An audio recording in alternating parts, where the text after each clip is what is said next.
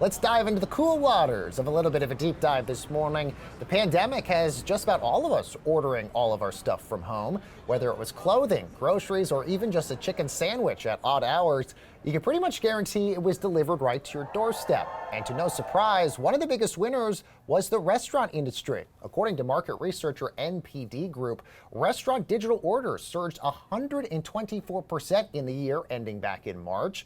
But now as vaccination rates increase and the economy starts to reopen, well, consumer habits starting to change a little bit. And as a result, restaurants now looking for creative ways to hold on to those customers. So Brad, let's walk through some of these efforts here, because we all basically relied heavily on these delivery platforms to literally get us through the pandemic in the last year and a half.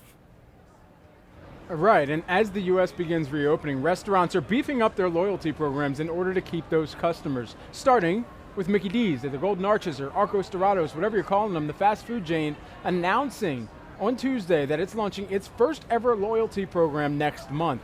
The program will allow customers to earn 100 points for every dollar that they spend. Those points can then be redeemed towards 16 rewards options. As an incentive, customers will gain an initial 1,500 points for their first order upon joining the program.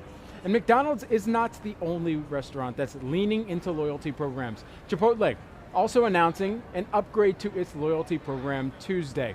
Now, we've got some of the details on this, and as part of the launch, members will be awarded 10 points for every dollar spent, making those rewards pretty accessible.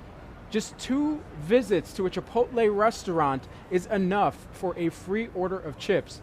It's the first upgrade since the program was launched, and that was 2 years ago. The program now boasts over 21 million users, up from the 8 million it started with before the pandemic, Baker. I certainly think some of these loyalty programs are going to accelerate and are here to stay for a while, Baker. Absolutely. If anything, Brad, this only has forced every sort of restaurant chain, and I'm actually surprised everybody, even outside of restaurants, has not thought of loyalty programs, because I feel like if you incentivize consumers to continue to get stuff through you, we'll take as much freebies as possible. You mentioned Chipotle. I can't tell you how many times I love when I get my free burrito as a result of all of the times I spend money there.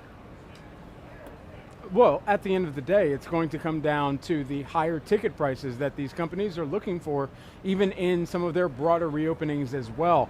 What we've seen, Amazon, they have done this extremely well within their Prime loyalty rewards program and the Prime ecosphere, because they typically see a higher spend, a higher kind of ticket price at the end of the day, or at least a higher ticket on each purchase that their Prime members are making. And so it's really kind of taking that same model that's worked so well for Amazon and their Prime ecosystem and that membership, and emulating that for some of the fast food giants or quick service restaurants that we've continued to watch. Chipotle has invested so much into their digital ecosystem as well, and making sure that those offerings have been there. I think it's just going to help further along some of the investment that they've already made in tech. And then this loyalty program makes the environment a little bit more sticky for the burritos, the tacos, the burrito bowls, the burrito salads. All the good stuff. No, now the quesadillas. What is the new one?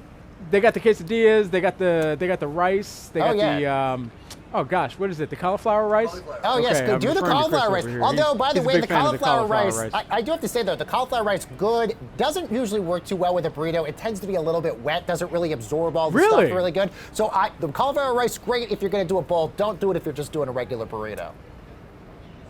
Yeah, nobody wants the wet cauliflower rice. You just want the good cauliflower rice. Yeah, and by the way, Brad, gaining consumer loyalty, that's really not the only factor driving a lot of these loyalty programs. What else, Brad, are these chains really hoping to accomplish here? It's most likely just got to be about personalization and data here. Yeah, it's all about data and personalization. When customers sign up for a restaurant's rewards program, the chain has a chance to make members feel recognized and valued. So for example, Panera Bread's newest restaurant design will automatically recognize loyalty members whether they go through the drive-thru or enter the location. So the idea is to treat returning customers as a person with preferences, and that's where your data comes in. These loyalty perks allow the restaurant access to members' ordering preferences and personal information. The chains can then collect and analyze that data to target those consumers with tailored rewards and marketing offerings. And so this is exactly what we're talking about in that personalization and making sure that you are leveraging the data to drive even more purchases from some of those customers that you have already been able to look across their purchase history, track their digital body language in some of those cases as well, and get a better sense of what they might be leaning towards next, what their tastes may be in the future for some of the restaurant businesses that are enacting more of the loyalty and retention programs. And that's exactly where these businesses can kind of lean further into furthering the customer lifetime value that we talk about all the time here. You mentioned Amazon. This is basically just a playbook from Amazon's book right there, just a page from that playbook, because Amazon basically getting all the data to personalize your shopping experience. This is why every time I log into Amazon, it always customizes some random thing that I purchased and keeps telling me to buy more of it. And by the way, it works every single time. And now Instagram is doing that to me. I just bought a shirt on Instagram the other day, and I was like, how did Instagram possibly know I needed to have this shirt? So one of the things that I've noticed is that because whenever you go from one website to another, what you've searched for, perhaps on Nike.com or perhaps even on Target.com, it follows you around, right, Baker? And so when you think about all of that tracking and that data that is leveraged to make sure that, hey, eventually, y'all got to buy something. So if you're going to buy something, what about this targeted ad that you've seen? We'll resurface that to you. That's just one way that they are continuing to target to bring you back into the customer and the shopping experience as well. And so it stems all the way from the advertising and what you're getting off of their platform back to the in-platform experience as well. And that's how they've continued to marry that together. But at the end of the day, we'll see if it works for companies, if they can do this without being creepy. That's what's so key here. Sometimes I like to troll the algorithms a little bit too. Yes, to make sure that even if they do have the data on me, then I'm going to send them so far down a rabbit hole that they've got to start serving me up ads for coffee tables. I did do that once. So, I actually would love to see what your algorithm looks like, just based if you're just trolling it the whole time. It would be hilarious. All right, just coffee tables and mirrors. I love